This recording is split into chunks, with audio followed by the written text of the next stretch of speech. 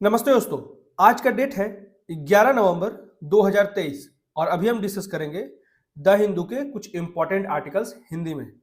तो सबसे पहले देखेंगे कि आज के न्यूज़पेपर में कौन कौन से इंपॉर्टेंट न्यूज हैं। तो सबसे पहले एक लोकेशन हम लोग डिस्कस करेंगे, कोंग थोंग। ये कहाँ है? मेघालय में। ये क्यों इंपॉर्टेंस रखता है? तो इसे हाल ही में राष्ट्रीय पर्यटन पुरस्कार दिया गया है 2023 का, तो इसी के लिए इसका इंपॉर्टेंस बढ़ जाता है ऐसे। और इसे सर्वश्रेष्ठ पर्यटन गांव के रूप में भी सम्मानित किया गया है और इसे सबसे मुख्य रूप से जाना जाता है विशन विलेज के रूप में, मतलब कि एक अलग प्रकार का सीटी बजाते हैं। ठीक है, यहाँ के लोग। तो ये क्यों सीटी बजाते हैं, इसके पीछे का हर एक बात को अच्छे तरीके से पढ़ेंगे। अगला आर्टिकल है, भारत अमेरिका दौरे से पहले एंटनी ब्लिंकन ने एस जयशंकर से मुलाकात की नई दिल्ली में और वहां पे 5वें 2+2 मंत्री स्तरीय वार्ता की गई। तो हम लोग सबसे पहले जानेंगे कि 2+2 डायलॉग है क्या, यहाँ पे कौन कौन से मंत्री होते हैं। तो यहाँ पे सबसे पहले जान लेते हैं, डिफेंस मिनिस्टर होते हैं और फिर फॉरेन मिनिस्टर होते हैं। यही दोनों यहाँ पे होते हैं। इसी के कारण यहाँ पे दोनों देश के जो होते हैं डिफेंस मिनिस्टर और फॉरेन मिनिस्टर होते हैं।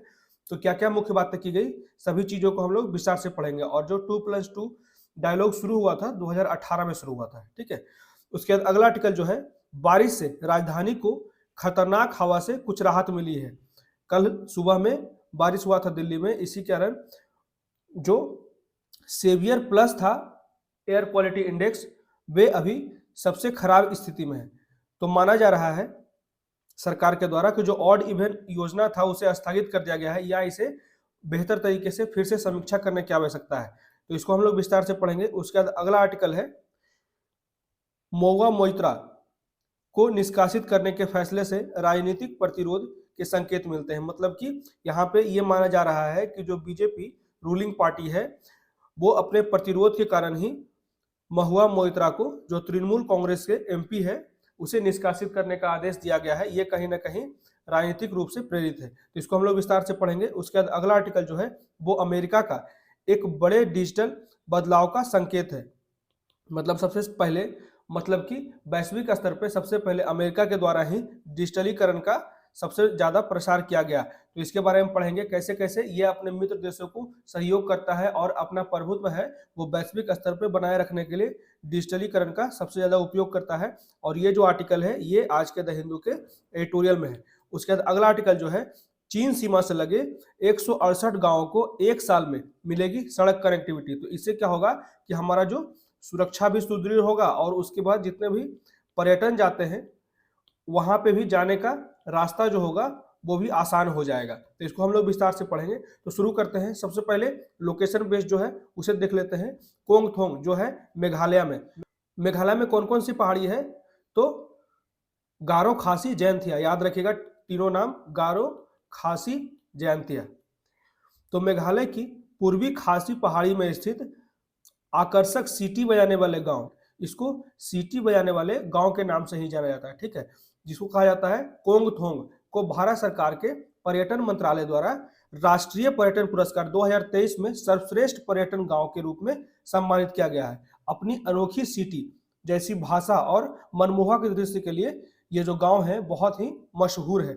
लगभग 750 निवासियों की आबादी वाला कोंगथोंग जो गांव है एक मेघालय रत्न है, जो जग्रबई इबबेई, इसे याद रखिएगा, जग्रबई इबबेई नामक एक अनूठी परंपरा को संरक्षित करने में कामयाब रहा है। यह परंपरा मोटे तौर पर प्रथम कबीले की महिला की गीत मानी जाती है और इसमें समुदाय के प्रत्येक व्यक्ति के लिए एक अद्वितीय राग बनाने की प्रथा है। यह राग या जग्रबई लॉबी का उपयोग व्यक्ति को बुलाने के लिए किया जाता है।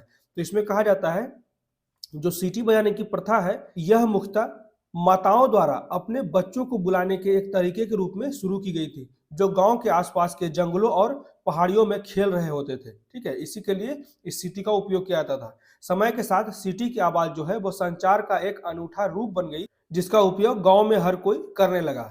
ठीक है, तो ये था महत्व, याद रखेगा नाम कोंगथोंग, जो कि मेघालय से संबंधित है। उसे हाल ही में सर्वश्रेष्ठ पर्यटन गांव का पुरस्कार दिया गया है। इसका हम लोग मैप देख लेते हैं। ये सिर्फ सिंपली मैप था जो मेघालय को ही संबोधित करता था। ठीक है, अब बढ़ते हैं अगले आर्टिकल की तरफ। इसमें कहा जाता है कि भारत अमेरिका दौरे से पहले एंटनी ब्लिंकटन ने एस जयशंकर से मुलाकात की नई दिल्ली में और 5वें 2+2 डायलॉग मंत्री स्तरीय वार्ता को शुरू किया। तो इसकी क्या क्या मुख्य बातें हैं, सबसे पहले देखेंगे 2+2 बैठक क्या है और इसके पीछे क्या तर्क है। तो 2+2 बैठक जो है वो दोनों देशों में से प्रत्येक से 2 उच्च स्तरीय प्रतिनिधि शामिल होते हैं, एक विदेश विभाग से और एक रक्षा विभाग से, ठीक है, जिसका उद्देश्य उनके बीच बातचीत के दायरे को बढ़ाना होता है। इस तरह के तंत्र के होने से साझेदारों में तेजी से बदलते वैश्विक परिवेश में एक मजबूत एकीकृत रणनीतिक संबंध बनाने के लिए दोनों पक्षों के राजनीतिक कारकों को ध्यान में रखते हुए एक दूसरे की रणनीतिक चिंताओं और संवेदनशीलता को बेहतर ढंग से समझने और सराहना करने में सक्षम बनाता है, ठीक है। आगे कहा जाता है कि भारत के 2+2 भागीदार कौन है। तो अमेरिका भारत का सबसे पुराना और सबसे महत्वपूर्ण 2+2 वार्ता भागीदार है। दोनों देशों के बीच पहली 2+2 वार्ता जो है वो जब ट्रंप जो थे अमेरिका के राष्ट्रपति थे उसी के समय शुरू की गई थी, जब तत्कालीन विदेश मंत्री माइकल पोम्पियो और तत्कालीन रक्षा सचिव जेम्स मैटिस ने सितंबर 2018 में दिल्ली में दिवंगत सुषमा स्वराज और तत्कालीन रक्षा मंत्री निर्मला सीतारमण से मुलाकात की। उसी समय 2018 में ये 2+2 डायलॉग की शुरुआत हुई थी। वार्ता की शुरुआत को भारत और अमेरिका रणनीतिक साझेदारी के लिए एक सकारात्मक कदम माना गया, दूरदर्शी दृष्टिकोण प्रदान करता है और उसके राजनयिक और सुरक्षा प्रयासों में तालमेल को बढ़ाता है, जिससे साझा प्रतिबद्धता का प्रतिबिंब प्रदर्शित होता है। भारत अमेरिका 2+2 मंत्रिस्तरीय स्तरीय संवाद का 5वां संस्करण शुक्रवार को नई दिल्ली में शुरू किया गया, जिसमें अमेरिकी विदेश मंत्री एंटनी ब्लिंकन और रक्षा सचिव लॉयड ऑस्टिन और उनके भारतीय समकक्षों विदेश मंत्री जो भारत के विदेश मंत्री डॉक्टर एस जयशंकर और रक्षा मंत्री राजनाथ सिंह के बीच में वार्ता शुरू हुई। तो मंत्री स्तरीय संवाद में अपने प्रारंभिक वक्तव्य में जो हमारे देश के रक्षा मंत्री हैं राजनाथ सिंह ने इसे संबोधित किया और कहा कि भारत और अमेरिका के बीच रणनीतिक हितों के बढ़ते अभिसरण और रक्षा सुरक्षा और खुफिया क्षेत्र में गहरे सहयोग पर यह मुख्य मुद्दा है, ठीक है। रक्षा सुरक्षा और खुफिया क्षेत्रों में गहरे सहयोग पर प्रकाश डाला। उन्होंने स्वतंत्रता, खुले और बाध्यकारी नियमों जो कि इंडो पैसिफिक क्षेत्र के लिए सुनिश्चित करने की बात की गई, जिसमें साझेदारी को महत्वपूर्ण भूमिका के रूप में देखा गया। तो राजनाथ सिंह ने कहा कि भावनाओं को दोहराते हुए अमेरिकी विदेश मंत्री एंटनी ब्लिंकन ने एक स्वतंत्र, खुले, समृद्ध, सुरक्षित और लचीले क्षेत्र को बढ़ावा देने के लिए संयुक्त प्रतिबद्धता व्यक्त की, जिससे कि हमारा जो इंडो पैसिफिक क्षेत्र है वहां हमारी स्थिति और मजबूत हो सके। उन्होंने जापान और ऑस्ट्रेलिया के साथ क्वाड के जरिए साझेदारी को मजबूत करने का भी जिक्र किया, जो इनडायरेक्टली चाइना को हम लोग काउंटर के लिए बनाया है, ठीक है। जिसमें क्वाड में कौन कौन सदस्य हैं, तो इसमें ऑस्ट्रेलिया है, ठीक है, ऑस्ट्रेलिया, इंडिया, अमेरिका और जापान, याद रखिएगा चारों का नाम। उसके बाद आगे बढ़ते हैं। तो इसका 2+2 डायलॉग का क्या उद्देश्य है। तो विदेश मंत्री ने कहा कि प्रधानमंत्री नरेंद्र मोदी और अमेरिकी राष्ट्रपति बाइडेन के साझा दृष्टिकोण को आगे बढ़ाने का बहुत ही सुनहरा अवसर है। उन्होंने एक दूरदर्शी साझेदारी के निर्माण के महत्व पर भी जोर दिया, जिसमें मुख्य बातें जो की गई 2+2 बैठक जो है क्रॉस कटिंग रक्षा रणनीति और सुरक्षा संबंधों का व्यापक अवलोकन करने की बात की गई। 2018 में शुरू किया गया था, जिसमें शुरुआत में बातचीत का जो मुख्य विषय था वो था रक्षा सुरक्षा सहयोग, प्रौद्योगिकी और मूल्य श्रृंखला सहयोग और लोगों से लोगों के बीच में पीपल टू पीपल रिलेशन को और बेहतर बनाना। और इन सभी पहलुओं में प्रगति के लिए उच्च स्तरीय बैठक की सुविधा की गई थी 2018 में 2+2 डायलॉग के रूप में। आगे कहा जाता है इस 2+2 डायलॉग में जो भारत के प्रतिनिधि और अमेरिका के प्रतिनिधि दोनों ने हमास और इजराइल के चल रहे संघर्ष पर भी अपने विचार साझा किए। इस दौरान उन्होंने मध्य पूर्व में जारी संघर्ष पर बातचीत की। अमेरिका ने, यहाँ पे क्लियर बात कहा गया है, अमेरिका ने भारत की सराहना की जो भारत पहले दिन से हमास के विरुद्ध है, ठीक है। ब्लिंकन ने कहा कि फिलिस्तीनी लोगों के नुकसान को कम करने की आवश्यकता पर भी दोनों देशों ने जोर दिया और दोनों नेताओं ने इस युद्ध में भारत और अमेरिका आतंकवाद के विरुद्ध एकजुटता को भी प्रदर्शित किया और इजराइल के साथ खड़ा होने का भी प्रतिबद्धता जताया। और दोनों देशों ने संयुक्त बयान जारी किया और जिसमें कहा कि सभी बंधकों की तत्काल रिहाई की जाए, चाहे वो फिलिस्तीनियों द्वारा की गई हो या इजरायलियों द्वारा किया गया हो। बता दें कि इजरायली रक्षा बलों ने शुक्रवार को घोषणा की कि एडिन स्ट्रीट के साथ साथ एक निकासी गलियारे में 6 घंटे की राहत दी जाएगी। इसका उद्देश्य जो है वो गाजा से दक्षिण की ओर भाग रहे लोगों के लिए सुरक्षित मार्ग सुनिश्चित होगा। ठीक है, तो ये एक बेहतर कदम उठाया गया है इजरायलियों के द्वारा। ठीक है, हम लोग सारी चीजें, सारे मैप्स देख चुके हैं इजराइल और फिलिस्तीन के संबंध में। ठीक है, उसके बाद 2+2 डायलॉग में एक और मुद्दा सामने आया, भारत और कनाडा के रिश्तों पर भी भारत और अमेरिका के प्रतिनिधि बात किए। कनाडा और भारत के रिश्तों से जुड़े एक सवाल का जवाब देते हुए ब्लकन ने कहा कि दोनों देश हमारे करीबी देश हैं, हम साझेदार हैं और दोस्त होने की वजह से हम चाहते हैं कि हर मतभेद को सुलझा लिया जाए। उन्होंने कहा कि असल में भारत को कनाडाई जांच में सहयोग करना चाहिए और कनाडा को जल्द से जल्द अपनी जांच को पूरी करनी चाहिए। ठीक है, ये अमेरिका के प्रतिनिधि द्वारा कहा गया।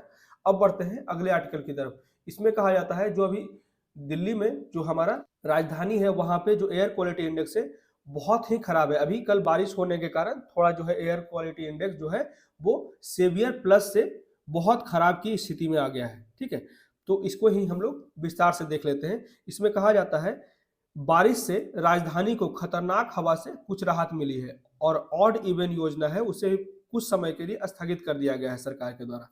रात भर हुई बारिश से शहर की वायु गुणवत्ता में भारी सुधार के बीच दिल्ली के पर्यावरण मंत्री गोपाल राय ने शुक्रवार को कहा कि सरकार ने दीपावली के बाद सम विषम वाहन मतलब कि ऑड इवन जो वाहन चलाने की बात की जा रही है उस योजना को लागू नहीं करने की फैसला की है, जैसा कि 6 नवंबर को घोषणा की गई थी कि इसे लागू किया जाएगा।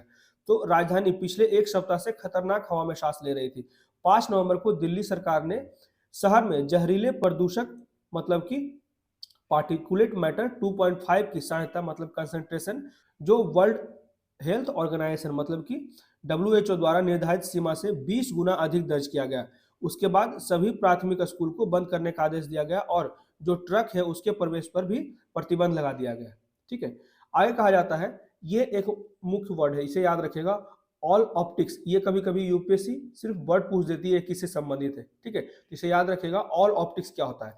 तो मंगलवार को सुप्रीम कोर्ट ने वाहन प्रदूषण को रोकने के उद्देश्य से योजना की प्रभावशीलता पर सवाल उठाया और इसे ही, ठीक है, ये सुप्रीम कोर्ट द्वारा सवाल उठाया गया वाहन प्रदूषण को रोकने के लिए, इसे ही कहा जाता है ऑल ऑप्टिक्स। ठीक है, तो शुक्रवार को एक प्रेस कॉन्फ्रेंस को संबोधित करते हुए पर्यावरण मंत्री ने कहा कि पिछले 8-10 दिनों से स्थिर हवा और घटते तापमान के कारण प्रदूषण का स्तर गंभीर प्लस मतलब कि सेवियर प्लस श्रेणी में था, लेकिन कल बारिश हुई है तो हवा की गुणवत्ता जो है लगातार सुधर रही है।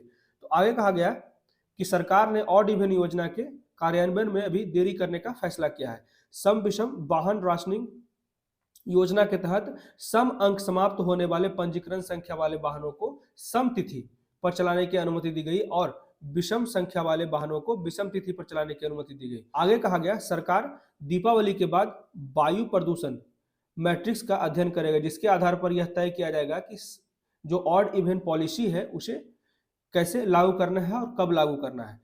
इसके बाद आगे कहा गया कि उन्होंने शहर में दूसरे राज्यों से आने वाले प्रदूषण फैलाने वाले ट्रकों और डीजल बसों को चलाते हुए देखा है, तो उसे भी, जैसे कि जो हरियाणा है और यूपी जो है वहां से जितने भी बस आ रहे हैं खास कर डीजल और जो पॉल्यूशन कर रहे हैं उसे रोकने की बात की गई। तो इसी में कहा गया दिल्ली के पर्यावरण मंत्री के द्वारा कि उत्तर प्रदेश और हरियाणा के परिवहन मंत्री को पत्र लिखकर अतिरिक्त टीम तैनात करने का अनुरोध किया गया जो इन वाहनों को पूर्वी और पश्चिमी पेरिफेरल एक्सप्रेस वे पर पुनर्निर्देशित करेगी।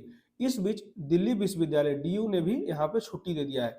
तो दिल्ली विश्वविद्यालय ने वायु प्रदूषण के कारण 13 से 19 नवंबर तक शीतकालीन अवकाश को घोषणा किया है।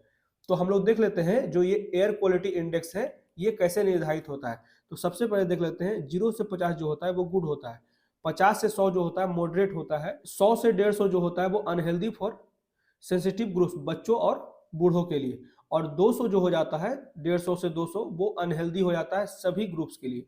उसके बाद 200 से 300 जब बढ़ता है तो ये बहुत ही ज़्यादा अनहेल्दी हो जाता है और 300 से 500 जो होता है वो हैजार्डस हो जाता है। तो ये है मेजर्स जो एयर क्वालिटी इंडेक्स के लिए किया जाता है। ठीक है, आगे कहा जाता है राजधानी की वायु गुणवत्ता जो गुरुवार को गंभीर श्रेणी में दर्ज की गई, शुक्रवार की सुबह की बारिश के बाद सुधरकर खराब हो गया। ठीक है, यहाँ पे भी एक बार इसमें भी वही चीजें लिखा गया है जो इस फिगर में हम लोगों ने दिखाया है। 50 तक, जो 0 से 50 है उसे अच्छा माना जाता है, 51 से 100 संतोषजनक, और 101 से 200 मध्यम, ठीक है, और 201 से 300 जो खराब माना जाता है, 301 और 400 के बीच बहुत खराब, और 401 से 450 के बीच में गंभीर, 451 और 500 के बीच में गंभीर प्लस। तो ठीक है, तो यहाँ पे जो पहले की स्थिति थी बारिश से पहले की, तो गंभीर प्लस थी, और अभी जो वर्तमान की स्थिति है वो खराब की स्थिति, मतलब कि 201 से 300 के बीच में भी स्थिति है एयर क्वालिटी इंडेक्स की। ठीक है, अब बढ़ते हैं अगले आर्टिकल की तरफ। इसमें मेनली कहा जाता है महुआ मोइत्रा, जो कि तृणमूल कांग्रेस से एमपी है, तो उन्हें भी निष्कासित कर दिया गया है लोकसभा से। तो इसमें आरोप लगाया जा रहा है तृणमूल कांग्रेस के एमपी के द्वारा कि ये कहीं ना कहीं राजनीतिक कदम है। ठीक है, तो इसी को हम लोग विस्तार से पढ़ लेते हैं। तो लोकसभा की आचार समिति ने जिस तत्परता से तृणमूल कांग्रेस की सांसद महुआ मोइत्रा को निचले सदन से निष्कासित करने का सिफारिश किया, वह निश्चित रूप से नैतिकता या निष्पक्षता के प्रति किसी निष्ठा का संकेत नहीं देता। ये ध्यान रखिएगा कि इस तरह का जो आर्टिकल है इसमें कोई भी ऐसा लाइन नहीं लिखेगा जिससे आपको प्रेजुडिस समझा जाए। ठीक है, कि आप किसी भी पार्टी या किसी के भी भावना से आकर्षित होते हैं। ठीक है, एक ऑफिसर के लिए एक निष्पक्ष न्यूट्रल प्रारूप में ही क्वेश्चन का आंसर लिखा जाता है।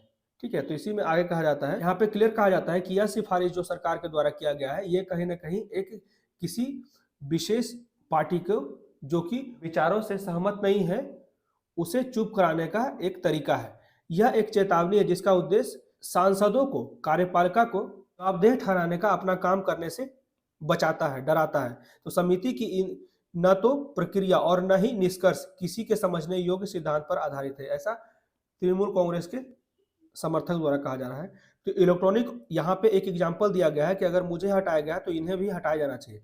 मुख्य मुद्दा यहाँ पे है, इलेक्ट्रॉनिक और सूचना प्रौद्योगिकी मंत्रालय की मदद से समिति ने पाया कि संसद पोर्टल पर पहुंचने के लिए सांसद की शाखा का दुबई से 47 बार, ये पॉइंट याद रखिएगा और किसी पे कोट भी कर सकते हैं किसी क्वेश्चन में, दुबई से 47 बार ऑनलाइन उपयोग किया गया।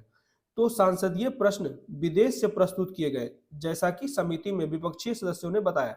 तो प्रश्नों का मसौदा तैयार करना और प्रस्तुत करना नियमित रूप से सांसदों के सहयोगियों द्वारा किया जाता है, और सांसद जो होते हैं वो विभिन्न घटनाओं के प्रतिनिधित्व के आधार पर संसद में प्रश्न उठाते हैं। बिना ठोस सबूत के यह मान लेना कि कोई भी सवाल भौतिक लाभ के बदले में और फिर एक निर्वाचित सांसद को निष्कासित करना संसदीय लोकतंत्र पर ही हमला है। समिति सरकार से अपने एक सदस्य द्वारा सुश्री मोइत्रा के खिलाफ लगाए गए प्रतिरोध के आरोप की जांच करने का आह्वान किया है। तो यही मुख्य मुद्दा था। आगे देख लेते हैं, यदि सांसदों को अपने लॉगिन क्रेडेंशियल दूसरे के साथ साझा करने से रोका जाता है तो यह नियम सभी पर समान रूप से लागू होना चाहिए। आगे कहा जाता है, अब जब समिति ने एक निर्वाचित सदस्य को सदन से निष्कासित करने का एक महत्वपूर्ण कदम उठा ही लिया है जिससे उसके निर्वाचक क्षेत्र के मतदाताओं को प्रतिनिधित्व से वंचित कर दिया गया है, तो उसे यह भी जांच करना चाहिए कि अन्य सांसद संसदीय प्रश्न कैसे तैयार करते हैं और कैसे प्रस्तुत करते हैं। सही बात है, अगर एक को निष्कासित किया गया है तो यहाँ प्रश्न तो उठता है कि जितने भी सांसद हैं उन पे भी उनके प्रक्रिया का एक बार जांच किया जाए। तो संकेत और अनुमानों के आधार पर एक सांसद की चयनात्मक जांच से स्पष्ट रूप से पता चलता है कि यह क्या है। ठीक है, मुख्यतः ये सारा किया जा रहा है कि जो रूलिंग पार्टी है ये इसका एक राजनीतिक कदम है। यह भारतीय जनता पार्टी के सांसद रमेश बिघुड़ी के खिलाफ एक गंभीर शिकायत पर लोकसभा विशेषाधिकारी समिति की धीमी प्रक्रिया।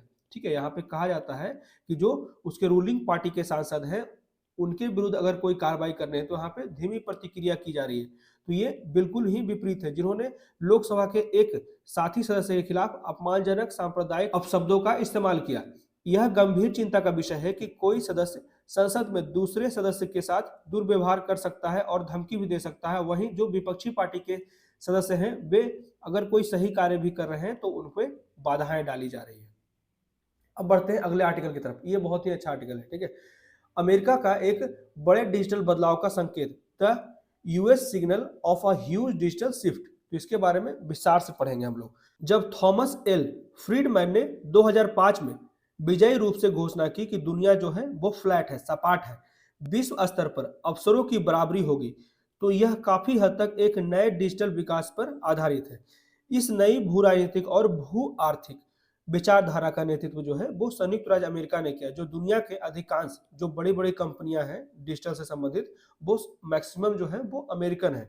इसने पहले आईसीटी 4D मतलब कि information and communication technologies for development के क्षेत्र के माध्यम से विकास को फिर से परिभाषित करने की कोशिश की और फिर विश्व स्तर पर लोकतंत्र के लिए एक नई सुबह की शुरुआत की, जिसकी सबसे बड़ी विशेषता थी पूर्वी यूरोप में। तो पूर्वी यूरोप में भी बहुत तेजी से यहाँ पे डिजिटलीकरण हुआ था। पहले तो अमेरिका ने शुरुआत किया, उसके बाद इसका जो प्रभाव पड़ा वो खास के ईस्टर्न यूरोप में पड़ा, जहाँ पे पूर्वी यूरोप में क्रांतियां हुई और तथाकथित अरब स्प्रिंग हुआ। तो अरब स्प्रिंग को पहले हम लोग विस्तार से समझ लेते हैं। अरब स्प्रिंग जो है वो 2010 और 11 में मध्य पूर्व मतलब कि मिड ईस्ट और उत्तरी अफ्रीका में शुरू हुए लोकतंत्र समर्थक विरोध और विद्रोह की लहर, जिसने क्षेत्र के कुछ सत्तावादी शासकों की चुनौती दी। और यह जो लहर शुरू हुआ, अरब स्प्रिंग की बात की जा रही है, यह मुख्यतः जब विरोध प्रदर्शन शुरू हुआ, ट्यूनीशिया और मिस्र ने त्वरित उत्तराधिकार में अपने शासन को उखाड़ फेंका, जिससे कि अन्य अरब देशों में भी इसी तरह के प्रयासों की प्रेरणा हो। हालांकि हर देश को विरोध आंदोलन में सफलता नहीं मिली और अपनी राजनीतिक और आर्थिक शिकायतें व्यक्त करने के प्रदर्शनकारियों को अक्सर उनके देश के सुरक्षा बलों द्वारा हिंसक कार्रवाई का सामना करना पड़ा। तो यहाँ पे कहा जाता है अलग अलग देशों में अरब स्प्रिंग के विस्तृत विस्तार हुए, जैसे कि जैस्मिन क्रांति जो कि 2011 में हुआ, मिस्र का विद्रोह 11-12 में हुआ, ये उसके बाद यमन का विद्रोह, उसके बाद लीबिया का विद्रोह। तो इसी सबको कहा जाता है अरब स्प्रिंग। सीरिया का गृह युद्ध, तो ये सारे जो मुद्दे हैं कहीं ना कहीं अमेरिका के डिजिटलीकरण से प्रेरित थे। आगे कहा जाता है डिजिटल विनियमन को बढ़ावा देना। इसके पीछे निश्चित रूप से आर्थिक विस्तारवाद के लिए डिजिटल टेंटेक्स की वैश्विक पहुंच और बाद में डेटा सक्षम नियंत्रणों को नियोजित करने की एक नई योजना थी। कुछ लोगों ने इस तरह की प्रकृति को डिजिटली उपनिवेशीकरण भी कहा है। इस प्रकार अमेरिका ने चिंतित राष्ट्रीय शासनों को डिजिटल वैश्वीकरण को नियंत्रित करने के लिए सीमाओं के पुनर्निर्माण से रोकने की कोशिश की। इसकी जो बड़ी कंपनियां हैं उसके भविष्य के किसी भी प्रभावी विनियमन को अनिवार्य रूप से रोकने के लिए देशों से बाध्यकारी प्रतिबद्धताओं की मांग करते हुए डिजिटल व्यापार प्रस्तावों का एक सेट तैयार किया। अब कुछ वर्षों से ऐसे डिजिटल व्यापार प्रस्ताव विभिन्न बहुपक्षीय व्यापार वार्ताओं और WTO मतलब कि वर्ल्ड ट्रेड ऑर्गेनाइजेशन में सबसे प्रज्वलित एजेंडा है। भारत और दक्षिण अफ्रीका जैसे विकासशील देश और कुछ अन्य विकासशील देशों ने अमेरिका द्वारा संचालित डिजिटल व्यापार समझौता का कड़ा विरोध किया। इस परिस्थितियों में अक्टूबर के अंत में अमेरिका को WTO में अपने केंद्रीय डिजिटल व्यापार पदों से हटने की बात सुनकर दुनिया को हैरानी हुई। ठीक है, तो डेटा स्थानांतरण और डेटा प्रवाह, सोर्स कोड तक पहुंच, कंप्यूटिंग सुविधाओं के स्थान के बारे में यह घोषणा एक महत्वपूर्ण क्षण का प्रतिनिधित्व करता है कि वैश्विक डिजिटल अर्थव्यवस्था और समाज जो है वो आगे चलकर कैसे विकास करेगा। तो इस घोषणा का उद्देश्य क्या था? तो अमेरिका की जो बड़ी कंपनियां हैं और AI, अभी जो आर्टिफिशियल इंटेलिजेंस आ रहा है, उसको विनियमित करने के लिए घरेलू नीति जो है वो स्थान की आवश्यकता है, जिसके लिए डेटा और सोर्स कोड महत्वपूर्ण उत्तोलक बिंदु हो सकते हैं। इसे वैश्विक डिजिटल व्यापार समझौता के विरोध के एक प्रमुख कारण के रूप में नियोजित करने के बाद जो विकासशील देश हैं वो स्वयं को निर्दोषित महसूस कर सकते हैं। कैसे कि जो कि अभी US को ये सारे जो विकासशील देश हैं वे सभी इसको काउंटर कर रहे हैं। हालांकि इसके बाद कहा जाता है कि जो बड़ी कंपनियां थी अमेरिका की जो अनियंत्रित रूप से विस्तार कर रही थी और घरेलू डिजिटल औद्योगिकरण की अनुमति नहीं दे रही थी। ठीक है, इसी कारण यहाँ पे विरोध हुआ। तो सपाट से विभाजित डिजिटल जो है दुनिया, एक समय तो सपाट कहा गया कि सभी के लिए बराबर अवसर है, परंतु वर्तमान समय में डिजिटलीकरण के कारण जितने भी देश जो हैं जिस स्तर पर विकास किए हैं वो एक दूसरे से विभाजित होते चले गए हैं। लेकिन अमेरिकी घोषणा का एक प्रमुख कारण जो है वो चीनी कारक है। हमेशा अमेरिका चाहता है कि चीन को नीचे दबाए। तो एक समतल दुनिया जो है अमेरिका के लिए एक खुशहाल जगह की तरह थी, जब इसका मतलब होता है एकमात्र डिजिटल अधिपत्य, मतलब कि जिस तरह अमेरिका खुद को समझता है कि एकमात्र हेड होना चाहिए वैश्विक स्तर पे वो हम हैं। लेकिन चीन द्वारा डिजिटल महाशक्ति बनने की दिशा में बहुत तेजी से विकास किया गया और अमेरिका के पीछे चलने से उनकी स्थिति और भी जटिल हो गई। और अमेरिका इस चीज से बहुत ज्यादा चिंतित हो गया कि जो चाइना है वो भी बहुत तेजी से अपना डिजिटलीकरण कर रहा है, डिजिटल के क्षेत्र में बहुत ज्यादा विकास कर रहा है। एक समय माना जाता था कि जो चीन है वो सबसे बड़ा कारखाना है वैश्विक स्तर पे। तो डब्ल्यूटीओ में डिजिटल व्यापार वार्ता सभी देशों के लिए खुली है और चीन ने उसमें भाग लेने के अवसर का लाभ उठाया। चीन ने 2001 में डब्ल्यूटीओ में शामिल होकर दुनिया की फैक्ट्री के रूप में अपने आप को प्रस्तुत किया और इससे बहुत ज्यादा लाभ उत्पन्न किया। इससे उसका आर्थिक विकास और उसके बाद भू राजनीतिक स्थिति जो है वो बहुत ही बेहतर हो गई और नए स्तर पर चली गई। एक मुफ्त डिजिटल व्यापार समझौता, तो मुफ्त डेटा प्रवाह के साथ डिजिटल उत्पादों के स्रोत को साझा करने की आवश्यकता के बिना, और यहाँ पे क्लियर कहा जाता है कि एक मुफ्त डिजिटल व्यापार समझौता मतलब कि एक फ्री डिजिटल ट्रेड की बात की जा रही है, जिससे कि ज्यादा से ज्यादा देश को एकजुट किया जा सके। इसी तरह चीन द्वारा अब अमेरिका को डिजिटल रूप से मात देने के लिए विश्व स्तर पर नियोजित किया जा सकता है। यह चीन को वैश्विक डिजिटल बाजारों तक पहुंच और सभी क्षेत्रों में दुनिया के डिजिटलीकरण को आगे बढ़ाने और नियंत्रित करने में अमेरिका के बराबर लाने में भी मदद कर सकता है। और अमेरिका जो है, और आर्थिक चुनौती के अलावा अमेरिका विश्व स्तर पर किसी व्यापक चीनी डिजिटल उपस्थिति को एक बड़ा सुरक्षा खतरा के रूप में मानता है। ठीक है, ऐसे सौदे अमेरिका के नेतृत्व में होंगे और महत्वपूर्ण रूप से उसके सहयोगियों तक ही सीमित होंगे। तो इस तरह के जो शीत युद्ध भी लगातार चल रहा है यूएस और चाइना के बीच में, जैसे आर्थिक और सुरक्षा संबंधी बहिष्कार और ब्लॉकों का निर्माण, कम से कम अमेरिकी घोषणा के पीछे उतना ही महत्वपूर्ण कारण हो सकता है जितना कि नीतिगत स्थान को संरक्षित करने के लिए बताया गया है। तो डब्ल्यूटीओ जो है वो डिजिटल व्यापार वार्ता में इन सभी महत्वपूर्ण पदों को से हटने के बावजूद, जहां चीन को बाहर नहीं किया जा सकता, अमेरिका अभी भी किसी न किसी रूप से क्षेत्रीय डिजिटल व्यापार सौदों में डेटा प्रवाह, सोर्स कोड और सुविधाओं के स्थान संबंधित प्रावधानों पर जोर दे रहा है। जहां जहां पे चीन आगे निकल गया है यूएसए से या फिर आगे बढ़ रहा है, वहां पे अमेरिका चाह रहा है उसे कंट्रोल करने की आवश्यकता है। तो ऐसे सौदे जो हैं वो अमेरिका के नेतृत्व में होने और महत्वपूर्ण रूप से उनके सहयोगियों तक ही सीमित होंगे, जैसे Indo Pacific economic framework for properties, ठीक है, और America's partnership for economic prosperity. America की दो ऐसी पहल है, यह द्विपक्षीय व्यापार और प्रौद्योगिकी परिषदों के माध्यम से समान हितों का पीछा कर रहे हैं। उदाहरण के लिए यूरोपीय संघ के साथ और भारत का भी यहाँ पे एग्जाम्पल दिया गया है, जो इंडो पैसिफिक में और बेहतर होने के लिए अपना डिजिटलीकरण को और बेहतर करने की आवश्यकता को देख रहा है। इसलिए अमेरिका से बहुत से समझौते भी किए जा रहे हैं। अभी वर्तमान में 2+2 डायलॉग भी चल रहा है, जिसमें प्रौद्योगिकी का भी विकास की बात की गई है। इसलिए अमेरिका की ऐतिहासिक घोषणा को दो अलग अलग पहलुओं में देखा जा सकता है। एक स्तर पर यह पूर्ण वैश्विक स्वीकृति का संकेत देता है कि डेटा प्रवाह, सोर्स कोड और कंप्यूटिंग मुद्दाओं के स्थान के आसपास राष्ट्रीय नीति, मतलब कि हर एक देश अपना एक नीति बनाए, खासकर डिजिटलीकरण को बेहतर करने के लिए, को संरक्षित करना भी महत्वपूर्ण डिजिटल विनियमन की कुंजी हो सकता है। और यह अत्यंत स्वागत योग्य विकास है। लेकिन दूसरे स्तर पर यहाँ पे कहा जाता है, जो वास्तव में चिंताजनक है, वह यह है कि यह वैश्विक डिजिटल स्थान और संरचनाओं और मूल्य श्रृंखलाओं को दो प्रतिस्पर्धी गुटों में विभाजित कर सकता है। एक का नेतृत्व अमेरिका और दूसरे का चीन द्वारा किया जा सकता है। तो इस कारण यहाँ पे जो विश्व है वो दो भागों में बढ़ सकता है। तो यह पहले से ही हो रहा है, लेकिन अब इसमें नई गति आ गई है जब से डिजिटलीकरण में वृद्धि हुई है, एआई में वृद्धि हुई है। आगे कहा जाता है डिजिटल निर्भरता का विरोध। भारत जैसे विकासशील देशों के लिए इसका क्या मतलब है? तो उन्हें डेटा, सोर्स कोड और कंप्यूटिंग सुविधाओं के स्थान से संबंधित नीतियों सहित बड़े जो कंपनियां होती हैं उस पर लगाम लगाने, एआई को प्रतिबंधित करने के लिए मजबूत डिजिटल नियमों को आवश्यकता है। इस पर नई वैश्विक सहमति का अधिकतम लाभ उठाया जाना चाहिए, खासकर जब वैश्विक देश एक साथ एकजुट होकर एक समूह के रूप में इसका विरोध करते हैं तो इसका एक इफेक्टिव परिणाम निकलेगा। अमेरिका का जो बयान है वो राजा द्वारा त्याग की तरह है। यूरोपीय संघ पहले से ही अपने घरेलू विनियमन में डेटा और सोर्स कोड से संबंधित कानून को नियोजित कर रहा है, जो वैश्विक डिजिटल व्यापार मंच पर इनकी स्थिति के काफी विपरीत दिख रहा है। और विकासशील देश को राष्ट्रीय डिजिटल विनियमन के लिए नए प्रतिमानों को तत्काल आकार देने के लिए इस अवसर को दोनों हाथों से समझना चाहिए।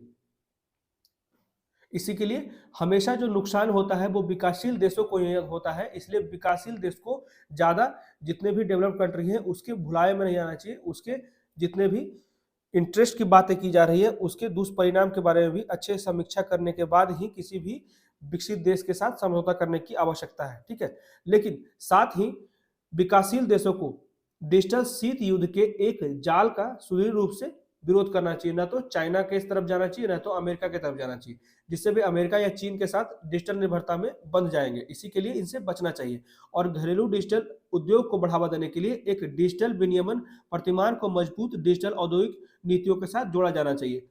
देशों को वैश्विक स्तर पर खुले मानक, खुले प्रोटोकॉल और खुले डिजिटल सार्वजनिक बुनियादी ढांचे का निर्माण करने का भी लक्ष्य रखना चाहिए। इन सभी का एक साथ एक मतलबपूर्ण और वास्तविक वैश्विक स्तर की इंटर ऑपरेबिलिटी, ठीक है, इसको कहा जाता है अंतर संचालनीयता हो सकता है। यह खुले वैश्विक डिजिटल मूल्य श्रृंखलाओं को सक्षम करेगा, जिससे वैश्विक डिजिटल व्यापार भागीदारियों, आपूर्तिकर्ताओं और उपभोक्ताओं, चाहे वह अमेरिका हो, चीन हो या अन्य जगह से हो, उसके बीच आसानी से स्थानांतरित स्विच करने की अनुमति मिल सकती है। इसलिए किसी एक देश पे निर्भर होने की आवश्यकता नहीं है। सभी देश अपने हित के अनुसार से ही डिजिटल से संबंधित अपने घरेलू नीति बनाने की बात की जा रही है यहाँ पे राइटर के द्वारा। जो राइटर है परमिंदर जेठ Singh, is an new Delhi based digital activist and researcher, ठीक है। अब बढ़ते हैं अगले आर्टिकल की तरफ। इसमें कहा जाता है चीन और भारत की सीमा से लगे लगभग 168 गांवों को एक साल में मिलेगी सड़क की कनेक्टिविटी, ऐसा कहा गया है भारत के होम मिनिस्टर अमित शाह के द्वारा। तो इसके बारे में भी कुछ चीजें पढ़ लेते हैं। जैसे कि ये 168 गांव के समीप ये नए रोड बनाने की बात की जा रही है, जिन्हें अगले साल तक सड़क और संचार के अन्य माध्यमों से जोड़ा जाएगा।